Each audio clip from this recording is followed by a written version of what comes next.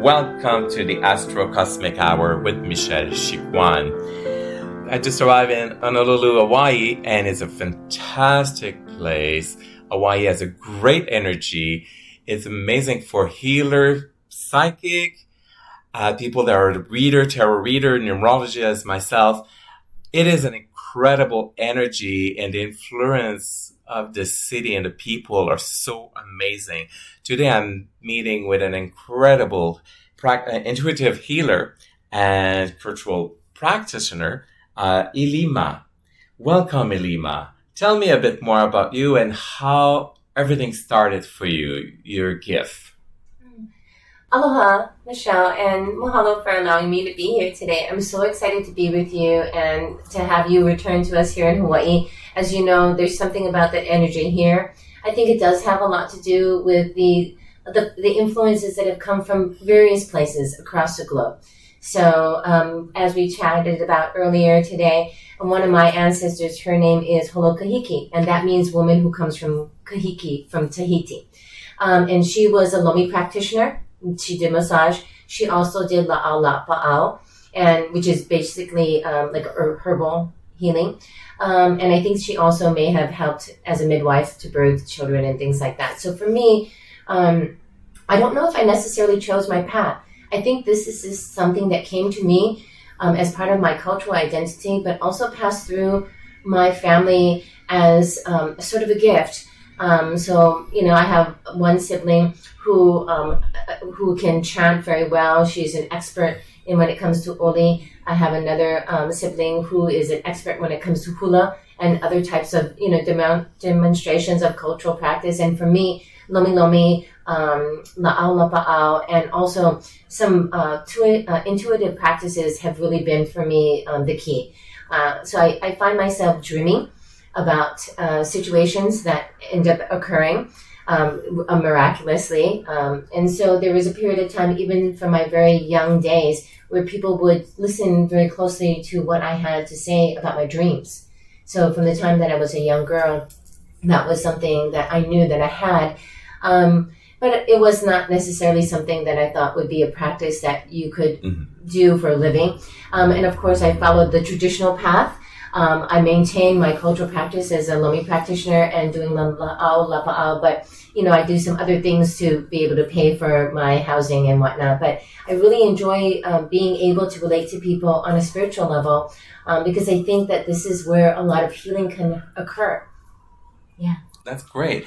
I noticed that it's hard for a listener to see and to view, obviously, but you bring tools with you. Do you always work with those tools? And can you explain what tools did you bring today? Certainly. Thank you so much for asking. So, I don't know. All of these are so important, and I can't say which is the most important. But what I bring is some of the objects that I use when I am engaged in a reading, whether it be an in-person reading or remote reading, which we do quite a bit of those. And the very first thing, what I kind of lay out my reading on is what's called a kihei, and it is a traditional garb. It's a piece of cloth, and in this case, it's a red cloth that has a lot of symbols that will generally relate to that person's. Hawaiians don't have tribes or things like that, but they're particular ohana, right? So it's very specific to their genealogy, right?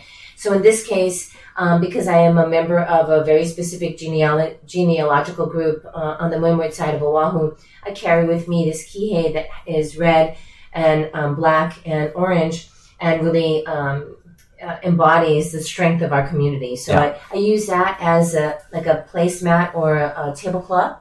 Okay. And then on top of it, I have some other objects that I think are really important to help the individual that I'm going to be doing the reading for to be grounded and to be purified in their thought, because we want to make sure that whatever it is that we're doing that day is productive for them and that they're not wasting their time.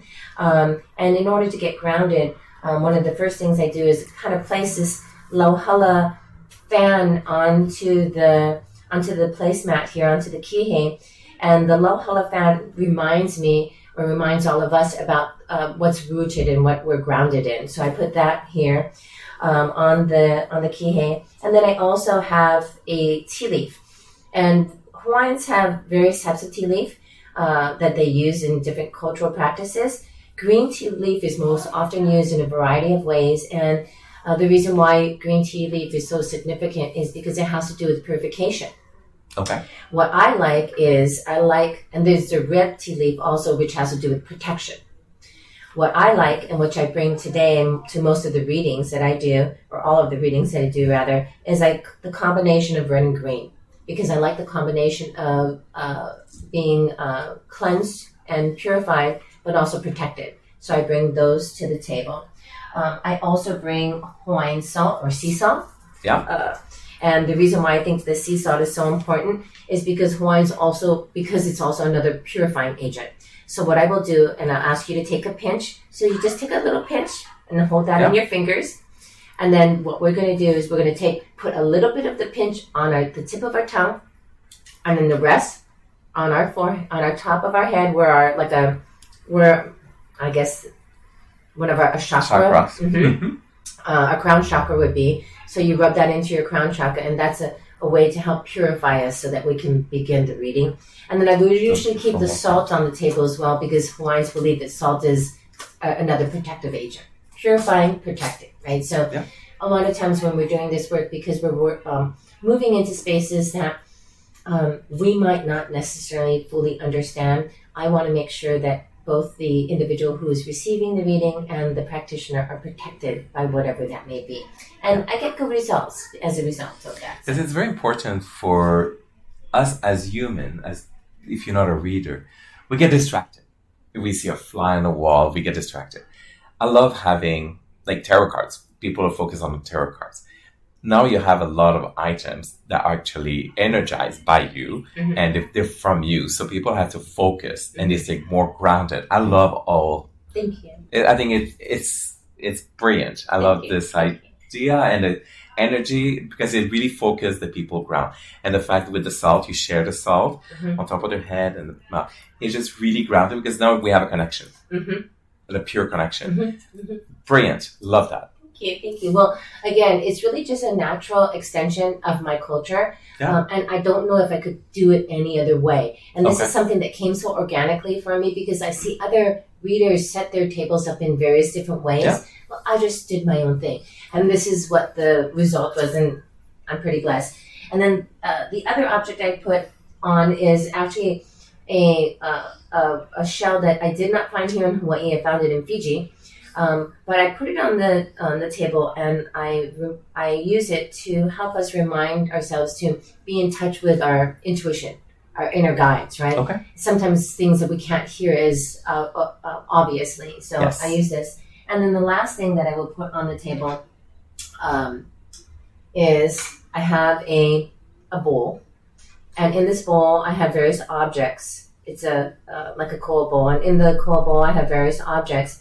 Including a piece of coral, a piece of rock that's shaped like a heart, some obsidian, little lauhala duster, and a piece of lava rock that's shaped into a tool that I imagine at one time somebody may have used for something very important that I picked up on the beach somewhere. It's so polished. You can see the person's fingers in there. So some practitioner used that for some thing.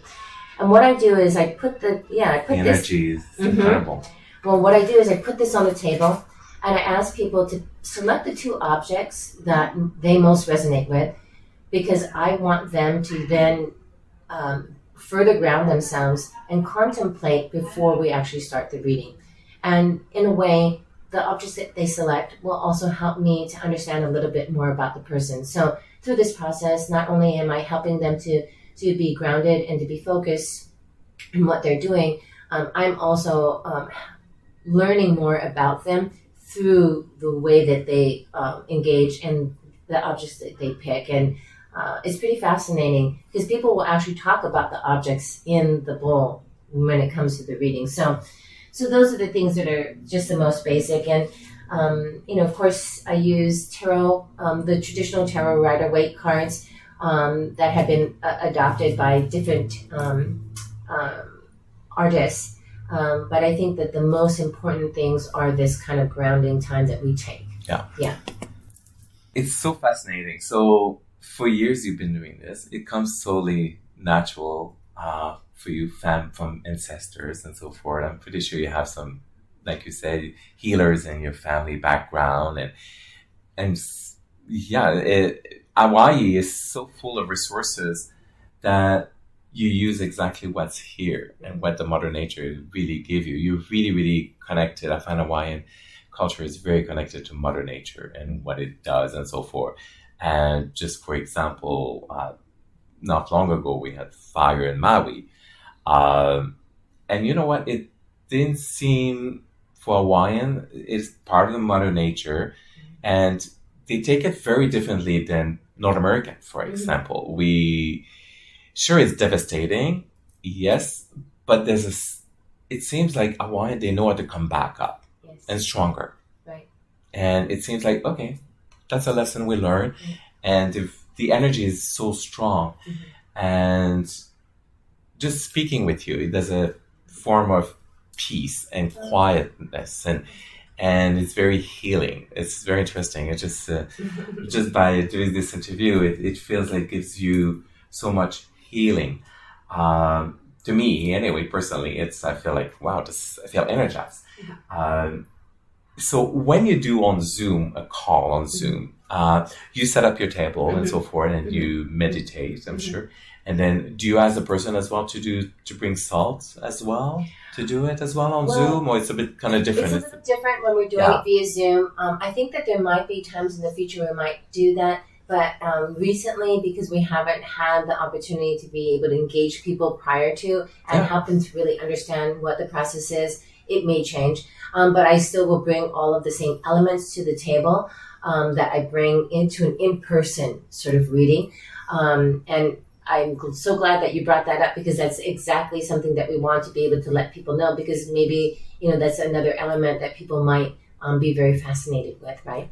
Yeah, because people could, when they come and visit Hawaii and they don't have time to book an appointment with you and so forth, maybe they could buy salt from here and bring it with them. And then they have that connection of Hawaii with them. Because the only thing I will tell people, please do not bring any rocks from the island or sand or something. It belongs to here. It brings bad luck. Am I right? Absolutely. So what we could do is we could, basically... we could tell people, salt that they could take back with them, so that when they have readings in the future, it's something that they, can use. Exactly, and they feel connected with you. They feel connected to Hawaii. Because actually the salt that I use is collected here locally. It's not salt that's farmed somewhere else and then manufactured and brought back to Hawaii. It's collected here locally on the beaches. And often, many times, I do the collection myself. So, for me, I think that that's a very special thing. So thanks for bringing that up, Michelle. No problem. What do you see for yourself and for the world right now? That we live such an uncertainty in the world right now, where everything is... If it seems everybody goes into live in their heads, because they don't want to face reality out there, because reality is not so nice right now all the time. So what is you feel about the world right now for coming up for the future?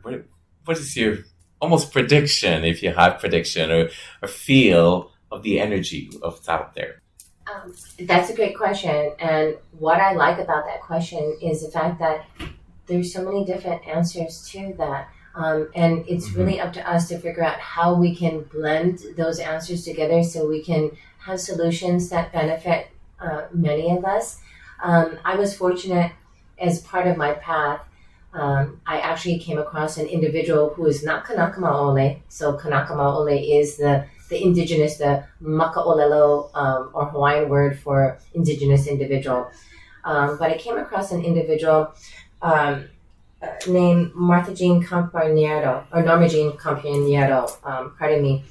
And she's an artist on Hawaii Island and a woman who is an advocate for survivors of domestic violence. I met her at a time in her life when she was really struggling, and I had just lost my child as well. And I'd gone to her thinking that I would get a reading from her. But on the day that I met her, Norma Jean was having a very, very difficult time. So instead of getting the reading from her, because I recognized at that point that it was my job to give and not receive, using the cards that she would have given me a reading with, I actually gave her a reading. So let's go ahead and do that now. Sure. I want to respect this creator, this artist, because I think that there are a lot of individuals out there, a lot of spiritual healers, intuitives, and artists who are creating magnificent work, and maybe they're just not getting enough recognition. So for my very first, before I even make any kind of prognostication, I think I really just want to send a lot of love out to everyone out there who is in this work, and let them know that we're all with them as Norma Jean is with us. So actually what I'm going to do is I'm going to brush off this deck and take out anything that may have gone before. And then I am going to present you, Michelle, with the deck, and I'm going to let you shuffle it, because when I do in-person readings, that's what I do. I never touch the cards necessarily. I let the person shuffle the cards, manipulate the cards, and select the cards that they are guided to. And I feel that that's very beneficial. So sure. I'll let you shuffle, and then based on the card, we'll work from there. How's that? Amazing. It's a great card. It's easy to shuffle. Very easy, yeah. And not too many of them. Homemade cards. These are homemade cards that she created herself, and I don't know how many decks of these she had manufactured. You select whichever card moves you. Wow. Okay. So the message, mahalo, to give thanks. It's gratitude, basically. You are the keeper of the light, so gracious and connected. Share your gifts with love and joy so that your inner child will continue to dance. I think that is the message for all of us, Michelle. That's beautiful. Masai. Just go back to your childhood. Be innocent. It's like, that's what the message for. Be free. Be light. Be free. Be grateful. Have gratitude. Even when we struggle. Even when we're having a difficult time. And sometimes even have gratitude for the struggles. You know, I think we discussed earlier about some of the transitions that I have in my other life that's unconnected to this spiritual path. And I realized that even though that was a door that was closing, it was opening up a whole other path. And look, here you are. All right. Walking through the door, Michelle. So, thank you. Yeah, so I think living with a spirit of gratitude will take many of us far, and will help to buoy us during times that are very difficult and challenging in the future, because they will come, but we just need to be able to stick together and support one another. That's true. Yeah. I always believe in that message. It's always been my path in life. I always believe, even past relationship, for example, I believe I don't look at the bad or the, anything of that. I was with them because I love them. Right. I only remember from everyone I learned something and put that to practice today. Like I've learned from a one time from one person how to say sorry and to actually mean it. A lot of people say sorry. Doesn't mean they mean it. But saying it with a meaningful, it's very powerful and very strong. So to me, it's very, very important. And even work, I hate my job. Why you hate this? I'm leaving. People are tired. I'm done. Just think that previous job brought you where you are today, and vice versa. It keeps on moving. So never always believe in the positive of everything that happened to you, negative or positive. And that's exactly what the message is. It's part of my life. It's part of who I am, to share the message. And that's why I started to do the podcast, because I find there's a lot of readers out there, amazing people that need to share, and they have how to help other people to make sure that it's okay. It's okay. We just want that confirmation that it's okay. You make it okay. Right. Just think positive. Right. And every once in a while, we might need a bodhisattva. Not somebody who is going to enable us. Yeah. It's not about enabling. It's about a hand to hold while you're making that transition. That's correct. Thank you. I really, really appreciate you coming to me today for this interview. Ilima. You can find Ilima on the website of indigoalliancehawaii.com. They do have as well Indigo Alliance Hawaii on Instagram and TikTok and Facebook as well. So make sure you find Ilima, who's an incredible, so if you come on vacation or if you want to communicate with Ilima, if you have any question, she'll be able to answer all your question and, with a positive attitude. And she has such a great energy in person, and I'm pretty sure even eventually on Zoom. The energy and your smile is contagious, and you're a beautiful woman with super long hair, the way you expect Hawaiian would have to almost, and the energy is so, so strong. You feel like she's not alone. Ilima, you're incredible. I personally see not a grandmother, but great grandmother behind you that's extremely strong. And I would say she was not the prettiest woman, but that's okay.